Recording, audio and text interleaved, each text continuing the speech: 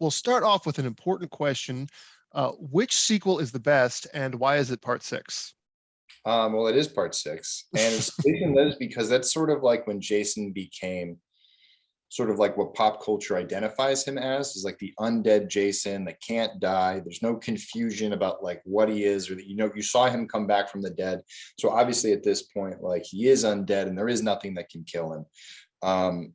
There's also just sort of like how good that story is. It's finishing the arc of a three-part, of the trilogy, of the Tommy Jarvis trilogy, seeing this character grow through being a boy, then growing into a young man who's dealing with everything, and now sort of graduating from that and still haunted by Jason. Like there's such cool classic themes there. I think Tom McLaughlin did a great job directing the film. I like the blend of humor, but also like sheer brutality with the way that they portrayed Jason. CJ Graham has an amazing performance, very strong and powerful Jason. Jason looks really good.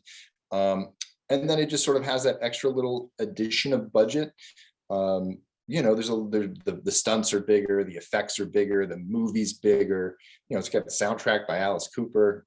There's all these like really cool things about it, and I understand why. Yeah, my second favorite is Final Chapter, and so I understand the purist of Friday the 13th who sort of like live in those first four as the four that were really the true Friday the 13th, and I understand that, but six is just, it's like everything come together. And I think it's just such a great launching point for storytelling, especially with the way they worked in the supernatural elements, and Tommy understanding that Jason is something otherworldly, and that it's not just like putting him down. There's like ways to sort of like kind of work through that. And that's something that inspired me when I was doing the Never Hike Alone project, was sort of like Tommy knowing that like you can't just like chop Jason in the head and expecting that he's going to die. Like there's certain things that sort of have to happen in order for them to really put Jason down for good. So I think that's sort of the cool thing that I think part six really sets up really well, along with other films, of course, but part six really kind of cements that sort of the way that Tommy and Jason sort of interact now, what their sort of interactions would be like based on sort of what it grew to in that film. So a lot of that film influences what I do. So, what are your feelings about the notion that everybody who dies in part six, seven, eight, and on is all Tommy's fault? It is and it isn't. It's just that like Tommy became the executor of the curse. Like he was so cursed and he was so haunted that he couldn't help himself. Like I'm sure that my theory is that in the Never Hike Alone world, everyone who's ever survived an encounter with Jason or has gone to Camp Crystal Lake is forever cursed. If it's a death curse, let's treat it like a curse. And so the curse will haunt you for the rest of your life. And as we've seen through Tommy's eyes, we've seen what the curse does to you. You see hallucinations. You have urges to act in your own in like negative ways. Like he attacks Pam at the end of the film, and sort of like you can understand like how tormented he is. And by that torment and by that haunt, is he is sort of forced to do it. He doesn't really have control over it, not the way that I guess other ones have, but he is sort of the one dealing with it the most, and he's the one who ultimately like put Jason down for good for the first time. So that's sort of like where it is in my head, is that like it's not his fault. He definitely blames himself, but if you really look at it, I think that there's not much he could have done to he was fighting demons that are no one's ever fought before. So can you blame him for faulting? And I think that that's something that's going to come into play in the Never Hike Alone 2 films, because there's also this sense of that Andrew's character of Kyle MacLeod sort of shares that same fate, with the fact that if he never went into those woods, Jason would have never sort of woken up again and now gone on this rampage, and all these people that have died in the path from Andrew being nosy as sort of like it's a central theme. So it's those are the things I want to weigh, and I know that those are things that Friday the 13th character like fans talk about, and I want to address those things and sort of put them on screen in a way that humanizes them and grounds them and makes them understand that like people are fallible, they make mistakes, and ultimately it's about sort of, will you see it through to the end, even along the way as things sort of like mess up. So it's really I think it's a really self-reflective story, and I think it matches Friday the 13th, and I think it's going to be a lot of fun. Speaking of curses, if you had to decide who wins one-on-one, Jason or Michael Myers? Oh, Jason, like not hands down. I tell people, they were like, every now a fan will post a comment. They're like, we want to see you do Michael versus Jason. And I said, well, who will be the shortest film in the history of cinema? Like, I like Myers. I grew up with Halloween. I love Halloween. I'm not slighting Michael Myers, but I love Jason so much more that there is no way that I would ever make a fan film that even would put those two at like even odds. It would just be a complete, like, it'd be like a early Mike Tyson. That would be like one of those. I Just think real the short first rounds.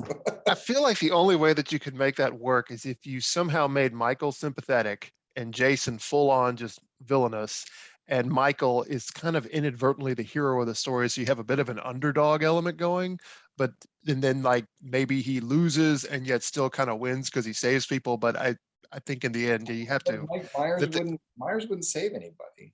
that's why it's a problem. So Myers would never save anybody. I have no idea how you would make him sympathetic. The only way you could ever make Jason sympathetic is if he was like protecting kids. I feel like that's the only thing that's off limits to Jason. I don't feel like kids are like, I mean, part 6, he's kind of coming after him, and he's like, but Yeah, he never you're right. really goes like he goes after Tommy too. I don't know. It's sort of Tommy's sort of mesmerized by kids. Jason, he's sort of freaked out by it. I don't know. I feel like that would be his weakness. I feel like Jason is of all the ones out there, probably the most sympathetic though, just given that he was this kind of tortured and bullied child, and that's something He everybody was the can only relate one to. that didn't ask to be what he is. Yeah, yeah, exactly. Like And Michael made the turn. Michael, depending on who's telling the story, there's arguments that he did. Yeah, well, I mean, like if you're going with the producer's cut, I guess it Mhm. could be he was ruined.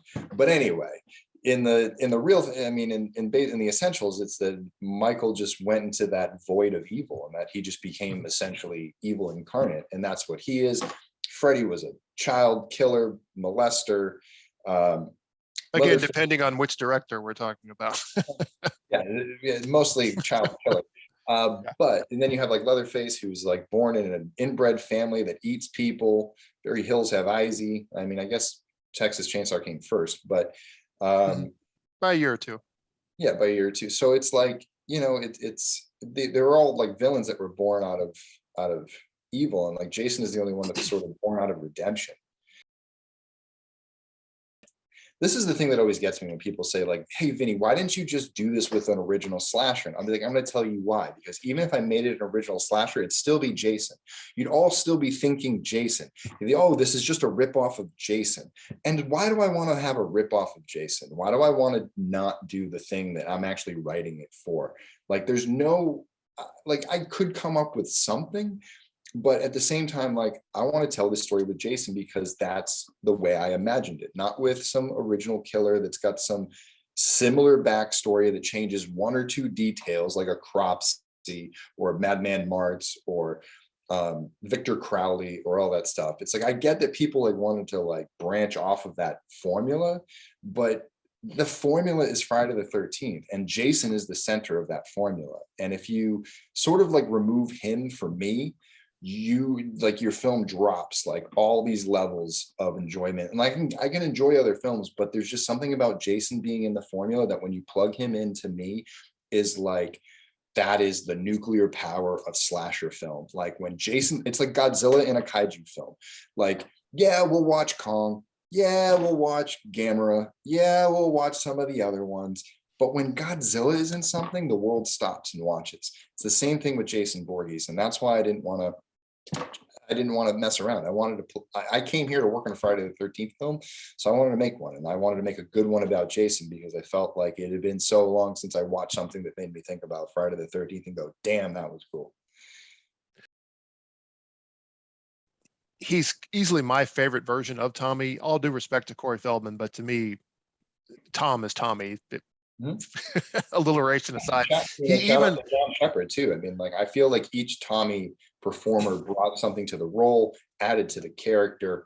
Tom became sort of I mean, for the kids, right? My brothers were big into Pokemon, so this makes it's like he was almost like a Pokemon. The 3 stages. You got Tommy, John, and Tom Matthews. So he's the final stage of Tommy Jarvis, and I guess we have like the 4th state. Like, that's why I love working with Tom, is I got him in this sort of Obi-Wan Kenobi, old man Luke Skywalker stage. where it's beyond all the years. It's beyond the golden years. You know what I mean? It's been dry for years. Jason's been missing for all this time.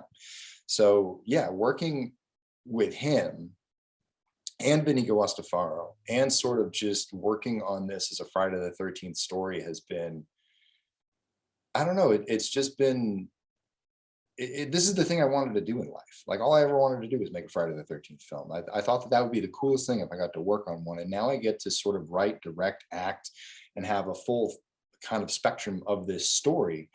And even though it releases for free and there's no profit to be made, like if this wasn't a fan film, I probably could sell it to a Shudder. I probably could make money off of it. I could bring it to a distribution place and like have people watch it. It has millions of views. It plays on YouTube for free. Like my satisfaction is that I get to tell a good story about Jason Voorhees. That's it. That's the relief. And I can't tell you about how like relieved I am to be like, I can finally just say what I need to say with these films without having to try to explain it in some horror thread, arguing with some kid in his basement, like thousands of miles away, who's got a completely different view of Jason. And the fact is what I learned about arguing for all those years is that everyone was right. Everyone was right because everyone liked a different movie and thus created a different taste for what Jason is and a different backstory. And Friday the 13th left so many open spaces in its logic and in its continuity that you could basically craft almost any story you want and find a way to make it fit. And so that's what Never Hike Alone became to me. It was sort of a way to be like, this is how I have viewed the franchise. Because of Barry J, our executive producer on Never Hike Alone, he's the one who contacted us with Tom Matthews. Tom Matthews watched our first trailer, and then I gave him a private viewing of the second trailer. We hadn't released it yet, and asked him if he wanted to be a part of the team. At that point, we'd already shot half Never Hike Alone. So all we had for him was that paramedic role, like, oh, you can be the ambulance driver. And so we had to sort of like build on his character to say, like, let's think about Tommy where he's at. It was around 1989, 1990 where Jason Lives is happening. So now it's been, 27-ish years since then. You have part 7 and part 8, which Tommy's not in. So Tommy missed those events. So I can imagine those would have sent Tommy, his alarm bells would have went off and been like, who let Jason out? Where is he? And so now Tommy's been searching for Jason since around 1998 for, that's now 19 years of searching for Jason and not finding a single thing.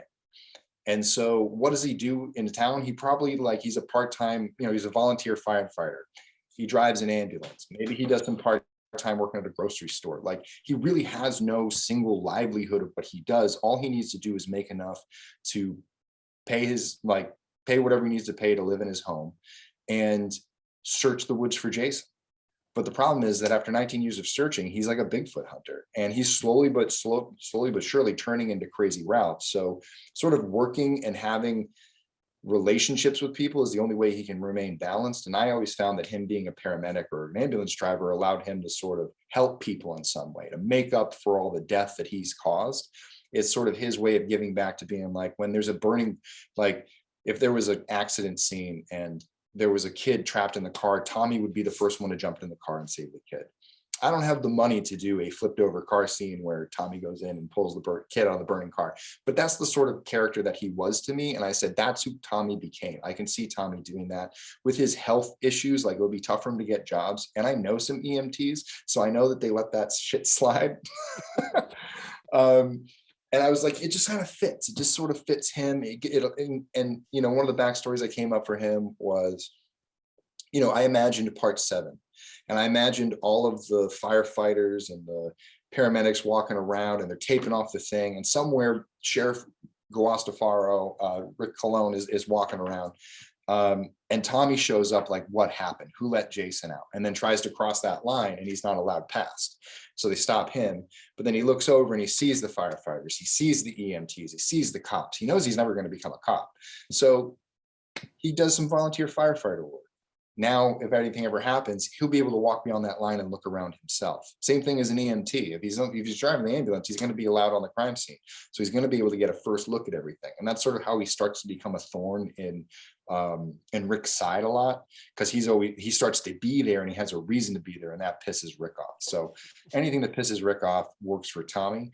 And so that was like the elaborate backstory that needed to be woven in order to just to get him in that scene to play the ambulance driver. So it made sense. And to be like, you have been looking for Jason, but you haven't seen him in a long time. And even though there are warning signs that Jason could be out there, you've sort of given up hope. And after all, like if this guy did run into Jason, like he would be dead. Like he wouldn't have made it out alive. Like there's no way.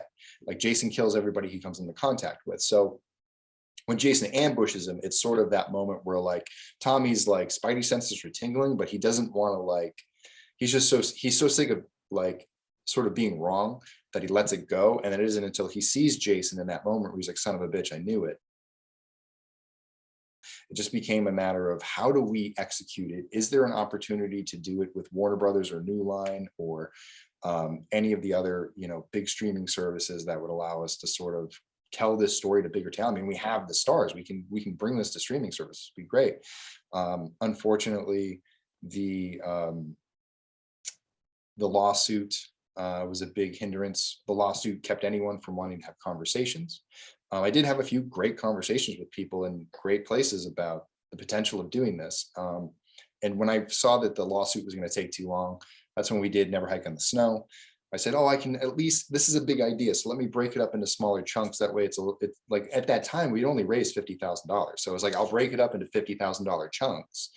And we'll be able to sort of raise a little bit more as we go and make it in pieces rather than trying to like raise $50,000 for a $150,000, $200,000 project.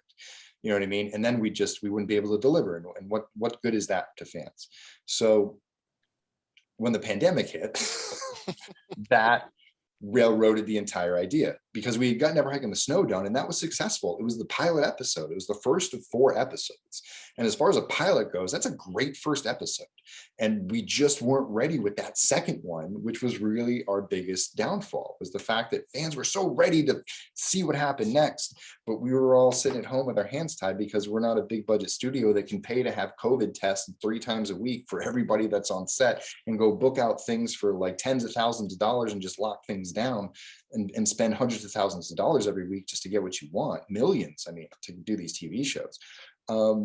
So it's like, you got to kind of, as an independent filmmaker, bide your time and wait for the opportunity. And the opportunity is sprung. We are in the later stages of our pandemic. We are all comfortable working around each other. We have a very familiar crew. We're going to work with a very small crew, and we've made so many other things during this time that we know sort of what it takes.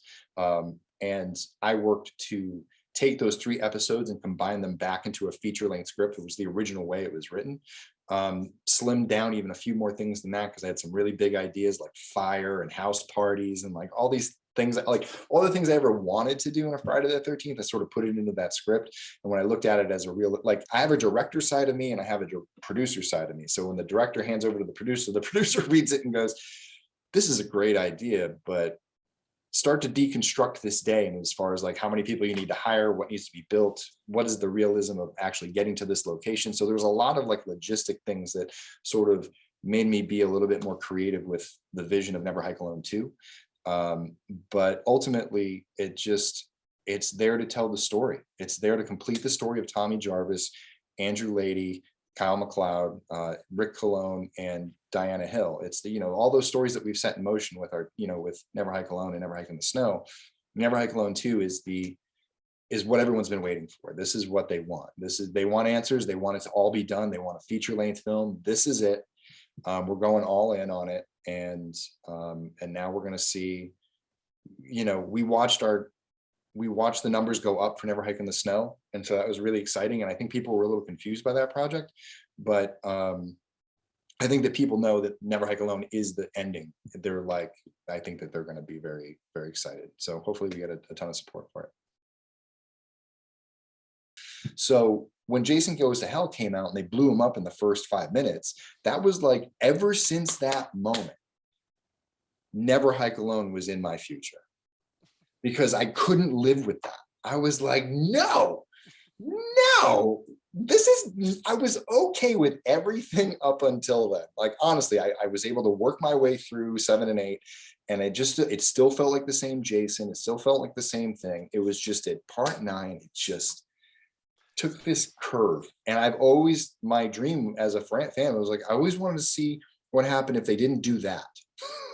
And I'm friends with Adam Marcus, and I've come to like enjoy Jason Goes to Hell for what it is. It's just, I just want an opportunity to be like, okay, what happens if we go in this direction and we sort of follow what Never Hike Alone has followed? And it took Jason into sort of a more grounded and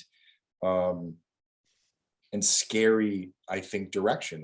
It brought him back to sort of his roots about like, what is he really about? Stop telling stories about sort of odd situations that he finds himself in. But if you have an undead Jason and he hasn't been disturbed and he's been living in Crystal Lake for a long time, what type of world is set up there? That's the world I want to see. An undead Jason that's had time to like manipulate the camp and find a way to be just a complete ghost and hide and just keep people out. And if people come in, he can eliminate them and hide them and keep and like just sort of become like the perfect weapon of like what he was always growing to be, instead of like always being asleep, waking up, and then getting put right back down.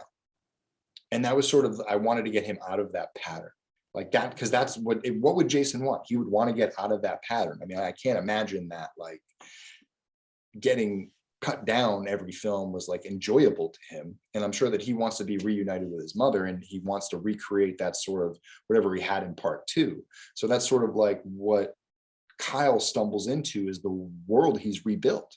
This little cabin that like in the backstory of that was supposed to be where him and Pamela first lived when they first moved to Camp Crystal Lake, that there wasn't an apartment in town. There wasn't any room in the cabins because Jason couldn't stay with the kids and Jason couldn't stay with the other counselors. So they put them in the pantry above the kitchen. That's why we had that scene where he goes through the kitchen and goes up into the attic to find where he finds it. That was sort of like the backstory of like how that storyline came together, was that Jason recreated this space that was actually really special to him. It was the first time him and Pamela felt like they were at home at a place, that they had their own little place, and it was like in a pantry, but it was for them and people were nice to them for the first time. So he sort of like is trying to like, as brutal as Jason is, he's also trying to recapture like a lot of like childhood innocence of like where he wants to go back to before everything turned bloody.